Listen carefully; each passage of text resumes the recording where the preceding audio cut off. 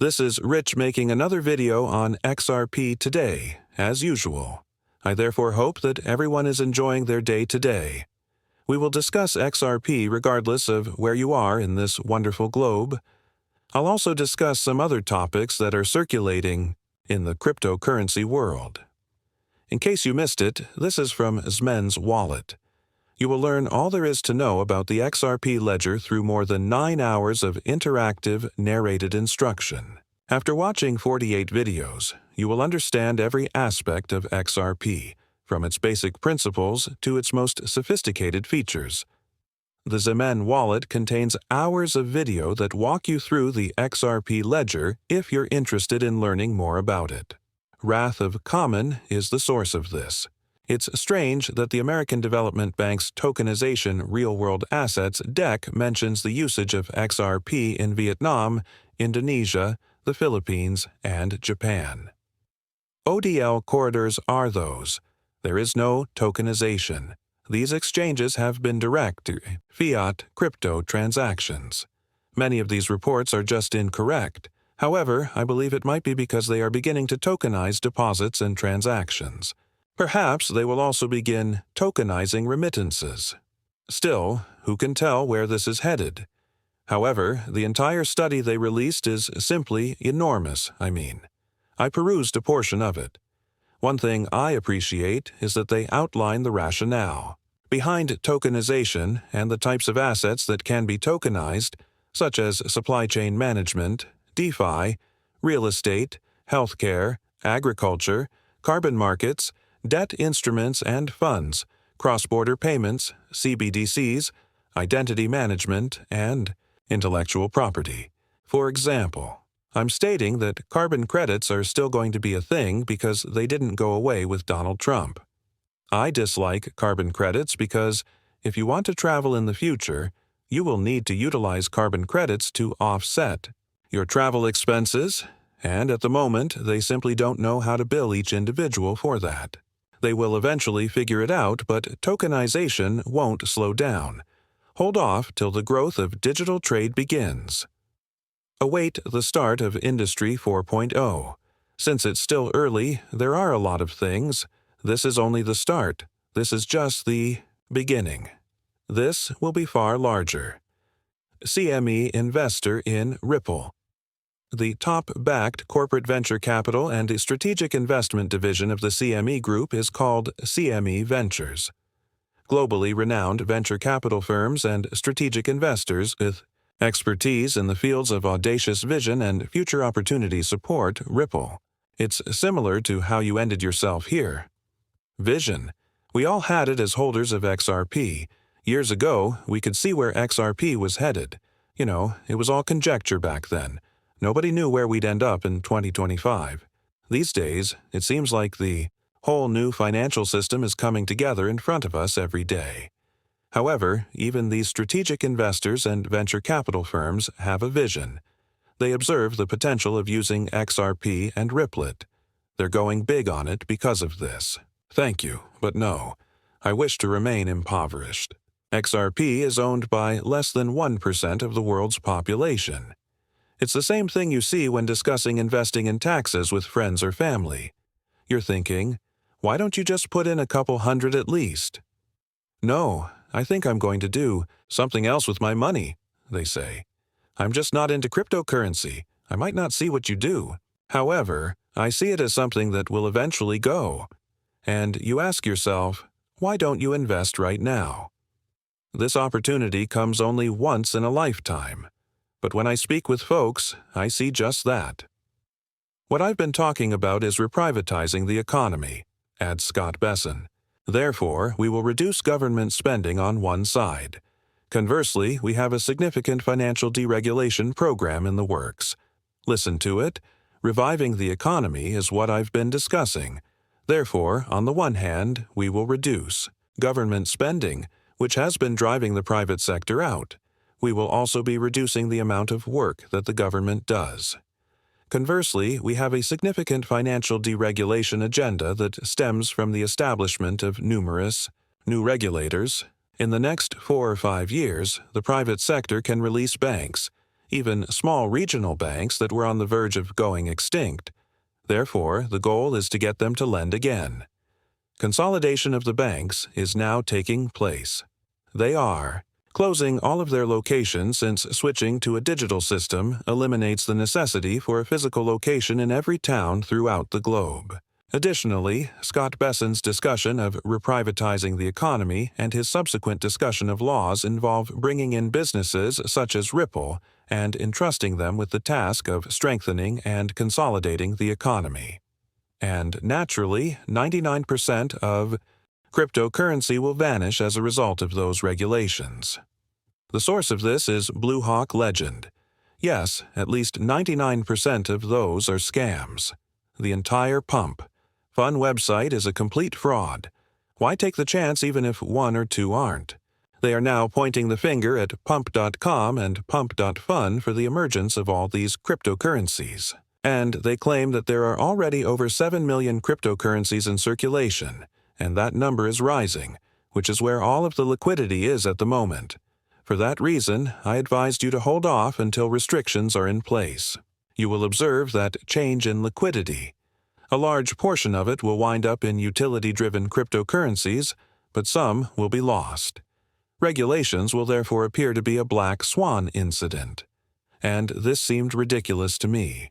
President Trump declares that all movies imported into the U.S. would be subject to a 100% tariff. Bollywood is gone. However, they haven't been producing quality films lately anyhow. It's similar to repeatedly using the same screenplay with various performers. I was thinking, I just watched this movie and it was like a totally different movie, but it had the same exact script after watching a Jason Stamos film the other day. I also thought, they need new ideas in Hollywood. I haven't watched much recently because, well, a lot of stuff is basically remakes of the past. Around Halloween, I often watch a lot of movies. As a horror movie enthusiast, I eagerly await Halloween each year because, at the very least, I know what to expect. However, there are occasionally a few excellent films that are just must-see. However, they are quite rare. Therefore, if the film industry returns to the U.S. as a result of the tariffs, maybe they will bring a lot of new ideas with them.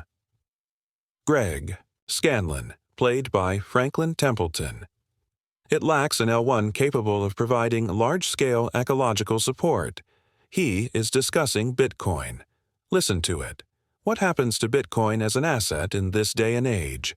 Bitcoin now accounts for 60% of the value of all cryptocurrencies. What occurs, then, in a time when tokenization of large-scale assets occurs? What function does Bitcoin serve in that universe, huh? It's an excellent question, and I agree with your assertion that academic institutions are departing from the proof concepts period that, in my opinion, predominated from 2016 to 2019. We have advanced to the point where commercial-grade goods are now available, and Bitcoin is also advancing in this direction as collateral. Thus, one of our internal opinions is that Bitcoin has emerged as the first cryptocurrency product that fits the market, serving as a substitute for fiat money. This is beyond question, isn't it? It is the most valuable product on the market. It has the world's best branding. What is it missing from its surroundings? It lacks an L1 capable of providing large-scale ecological support, correct? You must be willing to transact in a specific amount of value if you hold Bitcoin. If not, it may not be logical for you to initiate or carry out that transaction. As a result, when we consider Bitcoin as collateral, we inevitably speak with regulated organizations that now hold it for customers who desire the most effective underlying asset available to them. That is going to be the main issue. The money will shift when you have customers that are looking for something that will truly solve an issue. He also stated, quite politely, that Bitcoin acceptance is never going to happen. You will never be adopted, regardless of how they present it. It is not scalable. In an increasingly digitized world, 7 transactions per second will not suffice. They are currently attempting to brand it as collateral. Additionally, that will only work so long. Do you recall when ETFs were given a 100% Haircut by the DTCC? Listen, these ETFs, you're not going to borrow against them, they said at that point. They don't seem valuable to us. They will never be incorporated into the system, so feel free to hold them if you so like. If these guys had no idea what they were doing, it would be terrible. In fact, they are purposefully misleading in order to safeguard Bitcoin, which makes it even worse. For 10 years, this has been the case. Men of all ages will cry. 2 of them are seen here. Investors in digital assets are the source of this. Listen to what they have to say about XRP. Has a limited lifespan if there is genuine social value. It ought to finally result in monetary worth. And that's why some of these L1 tokens may be caught in a strange limbo because, while they do provide a lot of social value, I would suggest that some of these prices are difficult to support financially. I would say that if you only have utilitarian value or financial value, you probably still have some value. That's exactly what I meant when I said that you must have at least one of the 3. As you stated, having social worth alone is insufficient, unless it eventually results in financial benefit. However, Ripple is an excellent example, right? It's clear that XRP is a ridiculously overpriced asset, with a market capitalization of billions or whatever it is at the moment, 131 billion at the moment. However, that doesn't work because there isn't any monetary or utility value. It is solely for social purposes. You cannot, however, ignore what you just stated, which is that the social value of being among the first cryptocurrencies and having such a large following may eventually result in something with actual financial worth. You know, whenever someone asks me if Ripple is worthless, I always respond with this: it's not worthless, in my opinion. It's not worthless since it is, but I am unable to determine its exact value. Is it possible for you to sit there and say, this while Ripple is putting up rails for XRP to run on all around the world? According to them, it solely has social worth. It has absolutely no utility value. However, a new digital banking system is set to replace it. Additionally, they solely seem to value Bitcoin. Yes, exactly. Once more, this value is 1 billion USDT minutes at Tether Treasury. What real worth does Bitcoin have then when you take something that was created out of nothing and put it into it? Not at all. Because of this, the price of Bitcoin drops when someone sells off a sizable amount of their holdings. For this reason, all of these large Bitcoin investors who have become Bitcoin billionaires are hoping that the U.S. government will help them. They want states to place Bitcoin in a reserve in order to save them. Nevertheless, they fail to recognize the worth of XRP. Since Tether will take 87% of Bitcoin's value with it when it falls down, these individuals will not only get destroyed themselves, but also many other retail investors. And that will be the largest black swan occurrence in the history of cryptocurrency. Every time Bitcoin reaches about 95K, Tether immediately begins printing this Tether, and the price then slightly increases. Then, suddenly, it descends again. After that, Tether creates more Tether out of thin air, boosts the price once again, and gets someone else to invest so that someone else can exit. In a recent video, Jim Rickards even summed that up. He claimed that in order for some of the big bag holders to use you as exit liquidity, they want you to refinance your home and invest heavily in Bitcoin. In the Doge downsizing monitor finds, the IRS lost 31% of its tax auditors. They need to reduce the size of the IRS as a whole, but I suppose some cryptocurrency investors won't be audited this year. Simply eliminate the IRS. More than anything else, that would make the United States stronger, because people would be starting businesses if they didn't have to worry about paying taxes. They would be renovating their homes. They would be making investments in other fields, such as the stock market or maybe cryptocurrency. The U.S. economy would benefit greatly from it.